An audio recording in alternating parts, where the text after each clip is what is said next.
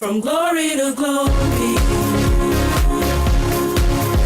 to glory, we're going to the next level. You are tearing up there. We're going to the next level. Glory to glory.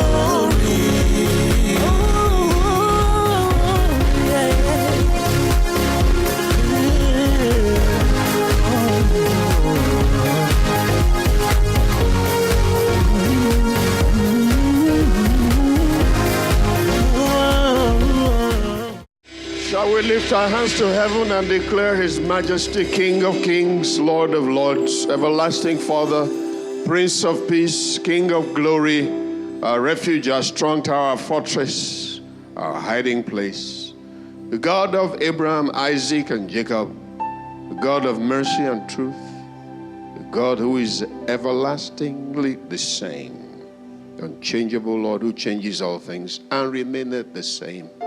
Be thou exalted. Thank you for life. Thank you for grace. Thank you for your strength. Thank you for your goodness. There is no God like you. Be thou exalted in Jesus' mighty name. Nothing matters in your presence, for in your presence is fullness of joy. At your right hand there are pleasures forevermore. I was glad when they said unto me, let us go into the house of the Lord. Thank you for your word that you've exalted above your name forever. O Lord, your word is settled in heaven. Tonight, let your word go forth. Set the captives free. Give us the blessings. Receive all the glory forever, forever, forever, and ever. In Jesus' name. And God's children said a big amen. Give the Lord a big pumped up hand clap. Let's go. Joel chapter 2. And let's welcome those watching on the internet. Give them a big shout. Amen. Joel chapter 2. Thank you, ladies and gentlemen. Joel chapter 2. Sevenfold Restoration. Joel chapter 2.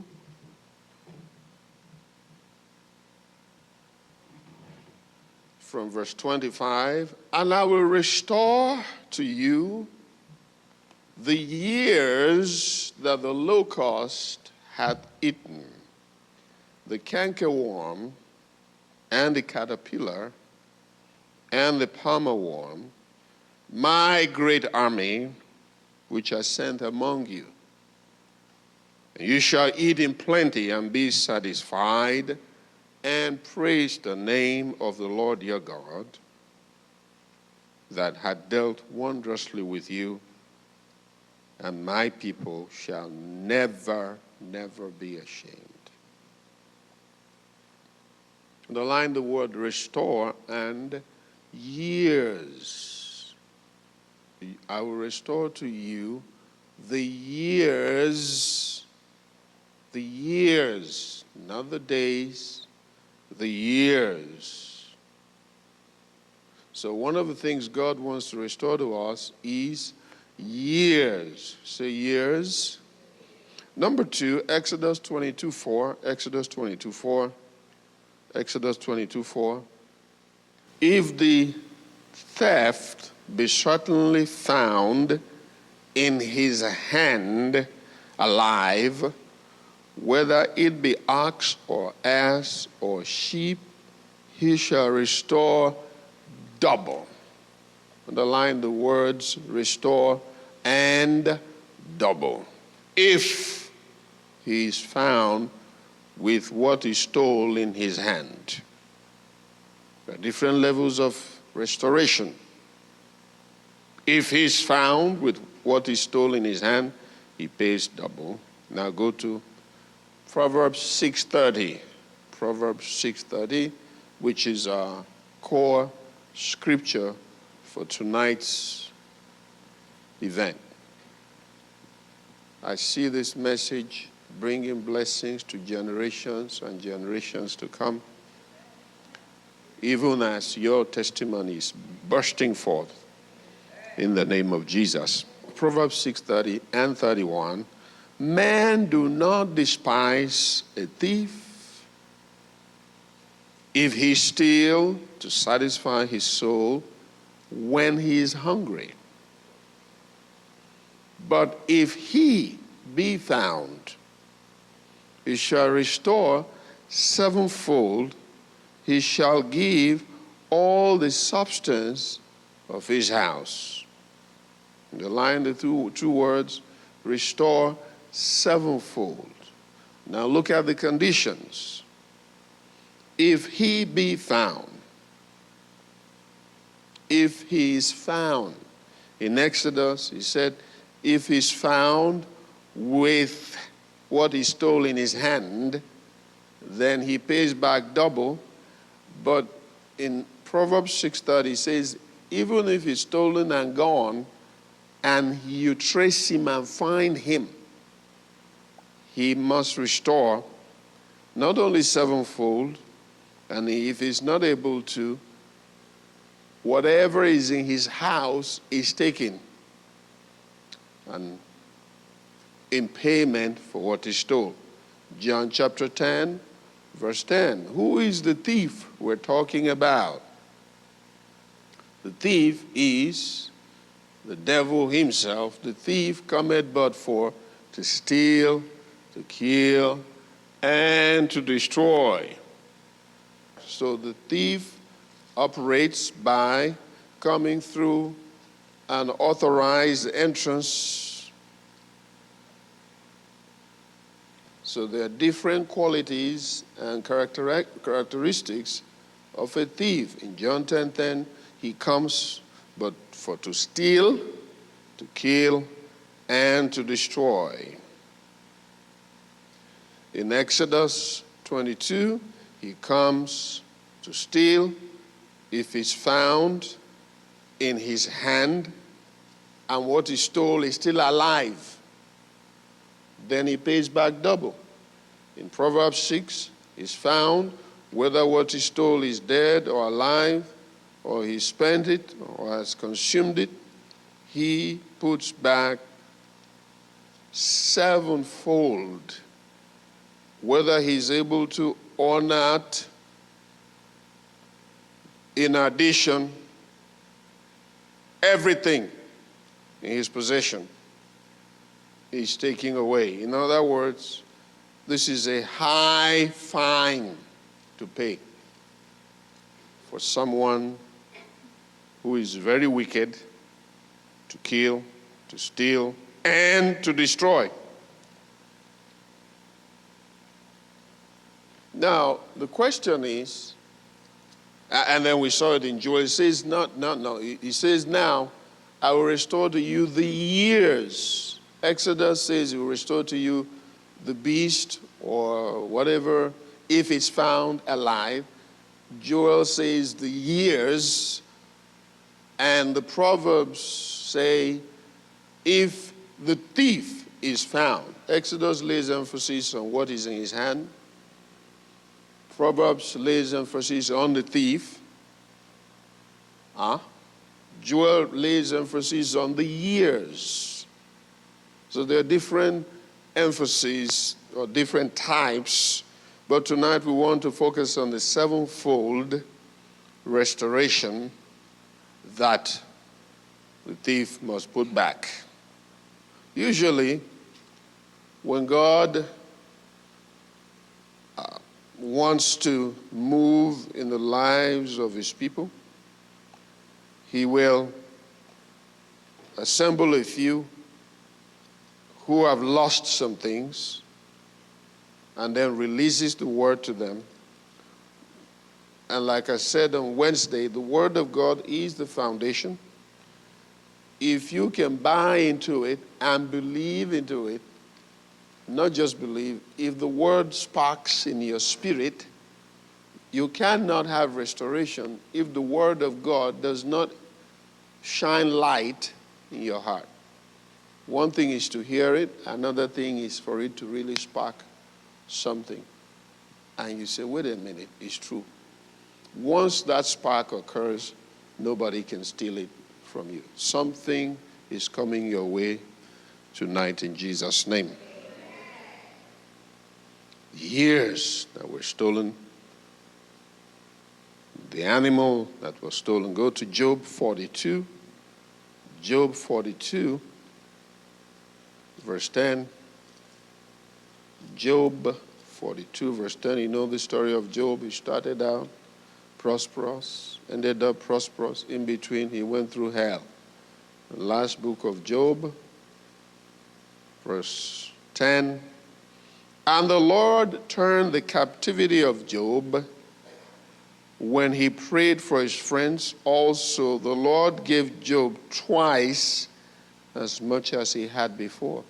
In this case, there's a double-fold restoration. Are you getting what I'm saying? In this case, it's double. Say double. Isaiah said, you shall have double for your trouble. Now, let's go to Isaiah chapter 42, verse 22. Isaiah 42, I always like to get the word of God and lay my foundation and argue my case. Once the word of God is richly released in your spirit, prayer is easy. Never pray without having the word of God in your spirit, in your mouth, in your hand, in your notebook. Refer to it. That is what makes prayer effective. It's not in just crying. God does not respond to crying. He responds to his word spoken by faith. He said, the word I speak shall not return to me void. Cannot. And now when you put that word in your mouth and speak it, something happens. So, Pastor, but I can't see it. It's happening. Stay with it. He said the word will travel, go to the place that he sent it, finish the work, and then return to him. So when you send forth the word of God, sometimes it looks like it's not happening, but the word travels to the foundation of that issue, or the altar empowering that issue, smashes it, destroys it, and then travels back to you. Meanwhile, you think nothing is happening. And then one day you collide with your miracle and you think it's that day that it happened. No, it happened the day you sent it. Now, some words have to travel farther than, depending on the depth of the issue and for how long. Somebody said to me recently, Pastor, why is it that I pray and I fast and I bind and I lose and it's not happening? I said, because it's not just one layer. There are many layers that have accumulated through the generations. And now God has raised you up to deal with it. And it's often not overnight. Sometimes it's overnight. Sometimes it takes quite some time. This type goeth not out except by prayer and fasting. Except by prayer and fasting, some will not go. Some can go through prayer only. Consistent bombardment, boiling hot prayers for years, for months, for weeks, for days. Some don't take that much. Depends on how long they've been there. Something that has traveled in somebody's family for 20 generations, that's about 800 years, cannot be wiped off with 8 minutes of prayer. Generational curses that have been there for years, and you just got born again 2 weeks ago, or 2 years ago, or maybe 10 years ago, and you think you just wiped them off. Something that's been there for over 500 years. It takes time as you hit on it. And then God help you if you now go and marry somebody who is also carrying another 500 years of and then both of you now have 1,000 years to clear. So you're clearing yours and they're bringing more into the house. So now the problem is multiplied. And nobody is talking about these things these days. There's also something I want to bring your attention, and that is that there could be something in your home that is reopening the door after you clean up that situation and close it. It's now left to you to go home and ask the Lord to show you what it is in your home, where you live, that the enemy is using as a point of contact to come back in after you prayed and fasted and bound and loosed and gotten the victory. Often, there is something in the house. Something in the house. Something, somewhere that the enemy is using. It could be something you didn't think of. It could be a gift. It could be something you bought. It could be something somebody gave you. It could be something somebody bought for you. It could be something you ordered for online, or you saw at the store and it looked nice and it's wonderful.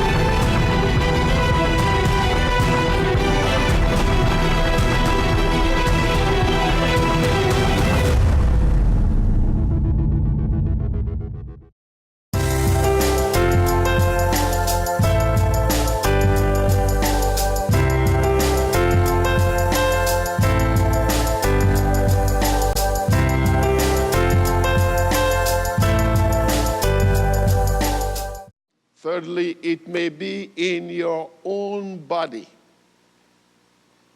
Something in your own flesh.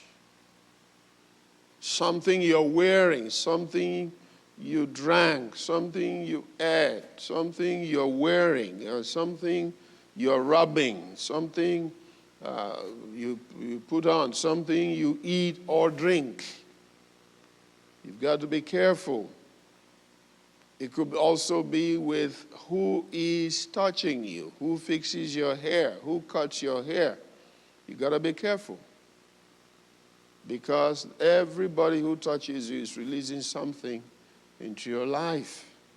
Now, of course, if you're protected or preserved, or you are aware of what's happening, then the enemy is afraid of you. The devil hates people who have information. And the devil hates people double.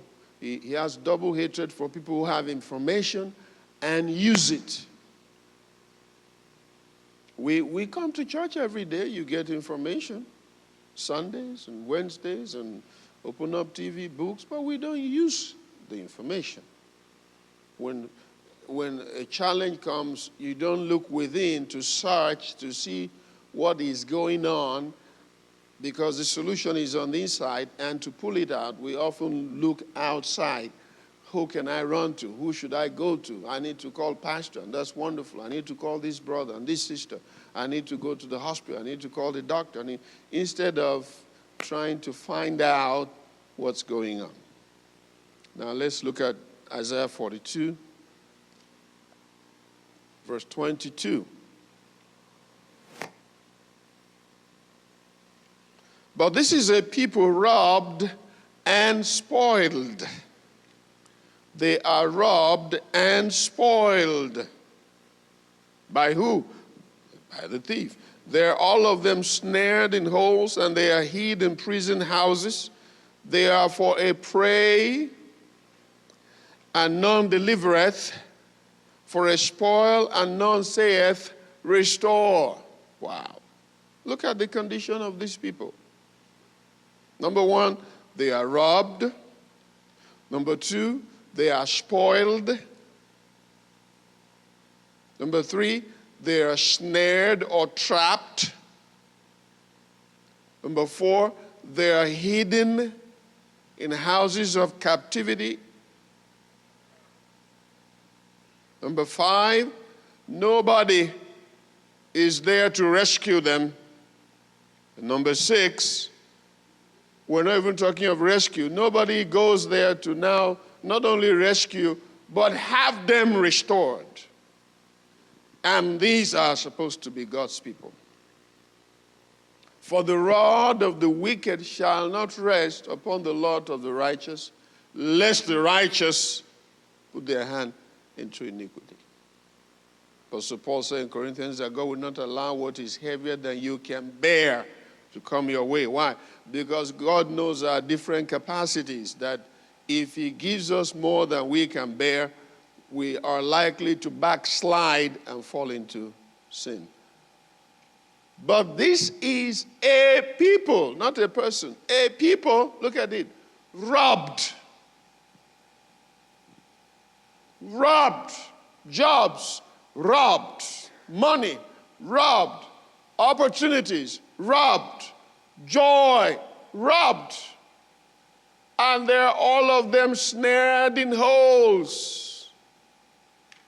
They are trapped. They're in trouble. They're in captivity. Snared, trapped, and they are hid in prison houses. Not only are they trapped, look at me, they have been taken to court spiritually, prosecuted spiritually, and a judgment got in there. And they have been sentenced to prison. Snare a hole, just this one is just okay, mistake. This one, they went, got injunctions, got judgments, prosecuted them, arrested them, jailed them, sentenced them. Spiritually, there are people like that, carrying all kinds of sentences on their lives. And then, unfortunately, there is no deliverer. No teacher, no revealer, no analyzer, nobody to tell them what's going on, who can discern, who can understand, who can teach it and explain it and say to them, this is where this thing is. This is the way you should go. Go this way. That's where there's deliverance. And not only that, there is no restorer, no restoration. Even if they're delivered, how about what they've lost? Through the robbing, through the snaring, through the prison, through the being a prey, they are a prey. They are open to be slaughtered. They are open to be victims of life and circumstances. They are made a meal for trouble and adversity and challenges. And there are many Christians like, Pastor, what is happening? I don't understand what is happening to me. The more I pray, the worse it gets. Pastor, and there are many believers, some of you watching me today. You tithe, you love God, you go to church, you do well, you do the best you can, but trouble.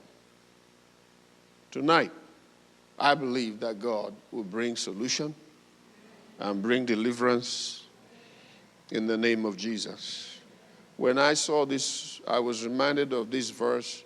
I mean, you can talk about this verse for a long time. You can talk about it for a long time. This is a people identified, robbed, spoiled. They're all of them snared. All, not one. All trapped. Then, some now are released, some go into prison. And then they are for a prey. The enemy picks them for slaughter, for trouble, at his wish. And they're speaking in tongues, some of them. No deliverer, no restoration. Today, God will show us mercy. in the name of Jesus. Notice how miserable these people are. They are in trouble. They are helpless. They're really in a mess. In verse 23, who among you will give ear to this, who will hearken and hear for the time to come? God is now saying, you mean there is nobody who can rise up to speak, to do something about this? Is he going to continue like so? Notice that, I mean, God, the word of God is so rich. God didn't say, I'm coming down. God said, who among you? In other words, your solution should come from within. I have raised enough people that should go in and then do something about it. If you find that deliverer, for the deliverers are few. Settle it tonight. God has already brought you, so you must settle it. Let me give you a prayer point and see who is ready. Say, Father, in the name of Jesus, tonight, everything stolen from me financially, all the money I lost, all the financial opportunities I lost, all the clients I lost, all the contracts I lost, all the money favors I lost, all the financial favor I lost, in the name of Jesus, I command them restored to me sevenfold. If you know that tonight is your night, come on, lift your voice like a trumpet. I want to hear you praying. Come on now. Come on, Glory House. I just need one woman who is fed up. Who is fed up. Come on, lift your voice. Come on, come on, come on. I want to hear you praying loud. Come on now.